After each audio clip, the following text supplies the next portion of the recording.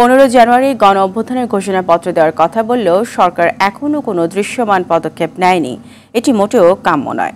সরকারকে আরও তৎপর হতে হবে বলে মন্তব্য করলেন বৈষম্যবিরোধী ছাত্র আন্দোলনের আহ্বায়ক হাসনাত আব্দুল্লাহ। রাজধানীর বাংলা মোটরে বৈষম্যবিরোধী ছাত্র আন্দোলন ও জাতীয় নাগরিক কমিটির যৌথ সংবাদ সম্মেলনে এ কথা বলেন তিনি। গণ অভ্যুত্থানের ঘোষণাপত্র হবে বিপ্লব ও দেশের নানা শ্রেণী পেশার মানুষের আশা আকাঙ্ক্ষার প্রতিফলন। এ লক্ষ্যে 6 জানুয়ারি থেকে 11 জানুয়ারি সারা দেশে গণসংযোগ ও লিফলেট বিতরণ করবে বৈষম্য বিরোধী ছাত্র আন্দোলন ও জাতীয় নাগরিক কমিটি। ঘোষণাপত্রের বিষয়ে সাধারণ মানুষের মতামত নেওয়া হবে।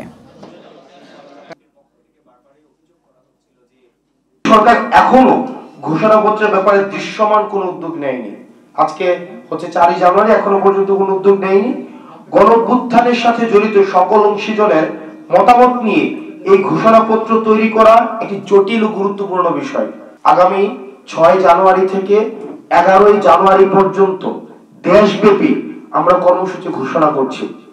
এই কর্মসূচিতে আমরা দেশব্যাপী জনসংযোগ কর্মসূচি বা মানুষের কাছে যাওয়া বা আমরা কর্মসূচি ঘোষণা করছি, যেখানে আমরা মানুষের কাছে লিফলেট বিতরণ করব।